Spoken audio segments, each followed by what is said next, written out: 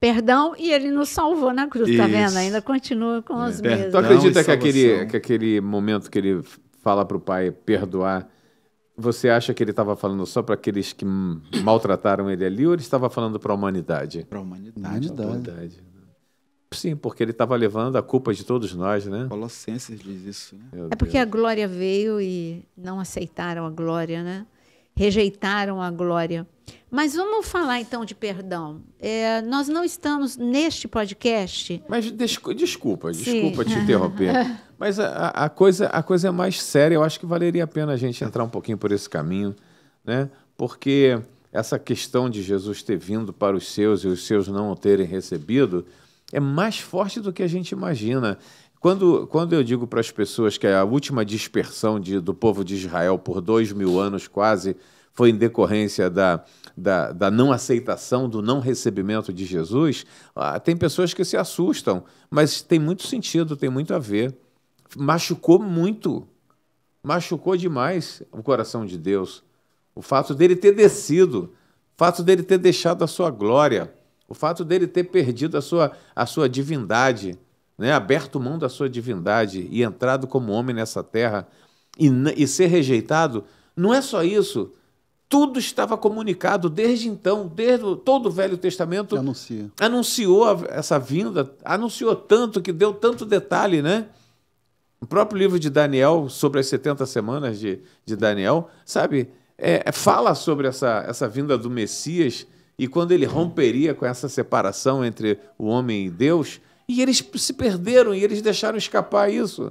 Então não tinha justificativa, nenhuma justificativa para não recebê-lo, né? E isso trouxe consequências gravíssimas.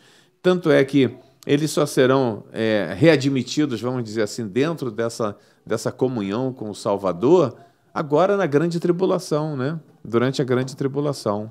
Uma coisa, já que a gente está falando de perdão, né? O coração do Pai para perdoar foi muito mais forte do que a gente imagina, né? Muito. Agora, quando a gente fala e o nosso perdão, uns entre os outros, porque o assunto, na verdade, o perdão divino, tudo que o Jonas está falando é a força do perdão divino. E isso é extraordinário. O perdão divino merece um podcast só para o perdão divino. Mas existe uma encrenca no coração da gente que porque existe um desafio. Amar uns aos outros é um desafio, é um mandamento, não é uma opção. Aí que está. Quando a gente permite no coração a amargura, a mágoa, você está quebrando um mandamento, é amar uns aos outros. É um mandamento, mandamento é ordem. Não é, se você conseguir, ame. Se você conseguir, perdoe. Não, é um mandamento. E todo mandamento é para proteção nossa. Não é simplesmente uma ordem. É uma ordem protetiva. Eu te protejo de doenças físicas.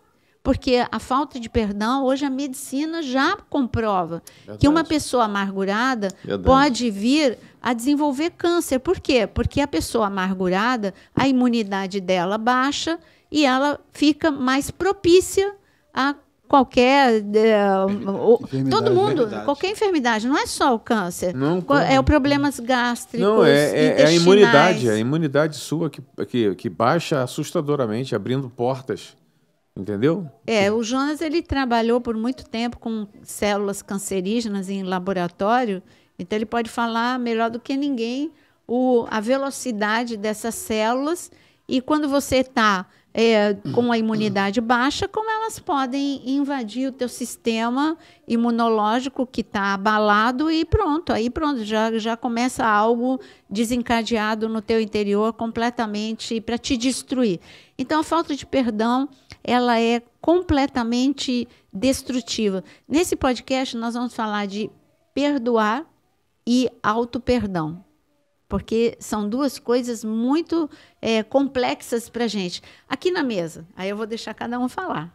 Aqui na mesa nós temos 4 temperamentos. Eu estava pensando, estava olhando para eles, e olho para mim, e temos aqui 4 temperamentos diferentes, parece, e 5. Só que o quinto vai aqui coincidir com um dos 4. Quando a gente fala de 5, nós estamos falando do Aquino. Então, eu vou falar, o Jonas é sanguíneo. Então, em relação ao perdão, como é o sanguíneo com perdão? Graças a Deus, ótimo. Independente... o sanguíneo, para ele, bom de perdão, tipo assim, poxa, não vale, né? Para eles é tão fácil. Eles perdoavam fácil. Por exemplo, vou dar um exemplo de sanguíneo com perdão. Pedro. Não vou nem entrar, mas o Jonas é o temperamento assim, a coisa vai ficar lá no meu coração e ele... Mas primeiro corta a orelha, esqueci. né? Mas primeiro corta a orelha. Não, eu estou falando de... de perdão. Deus sabe a hora do perdão.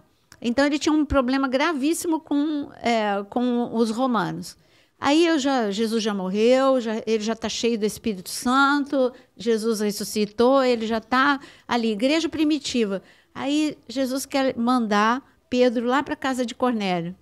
Como é que Deus fez? Preparou, deu uma visão, mostrou... Como foi fácil com Pedro, né? Mostrou o que é impuro, eu santifico. Então, vai para a casa de Cornélio. Ele acabou a visão, chegaram os soldados lá, olha, Cornélio está chamando. Tá bom. E foi. Entendeu como é? O processo é rápido em Pedro? Ele tem esse ímpeto, corta a orelha. O sanguíneo é ímpeto, né?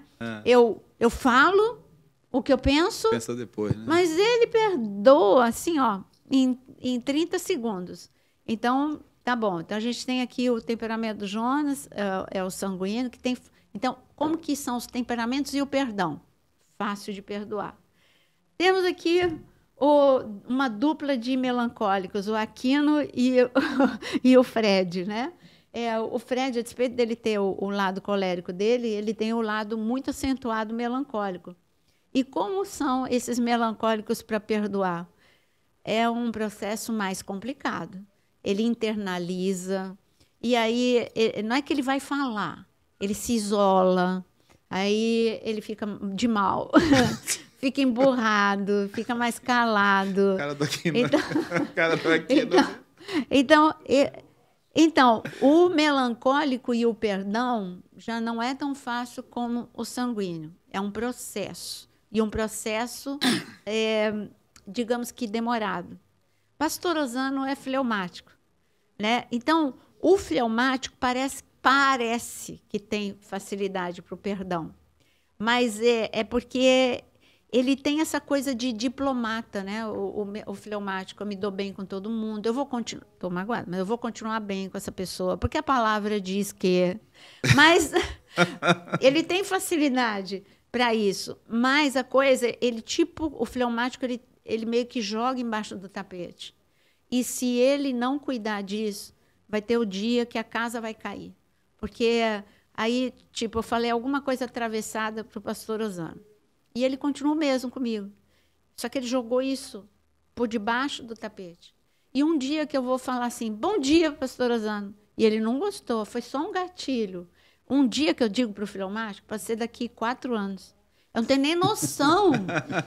Verdade. E aí ele vai assim, vai explodir, não de gritar, mas tipo assim, se ele tivesse, por exemplo, a pastora Patrícia, que é a esposa dele. Sanguínea hemorrágica. Seria fácil se não tivesse em Deus, seria fácil de acabar o casamento. Entendeu? O fleumático dá susto com o perdão.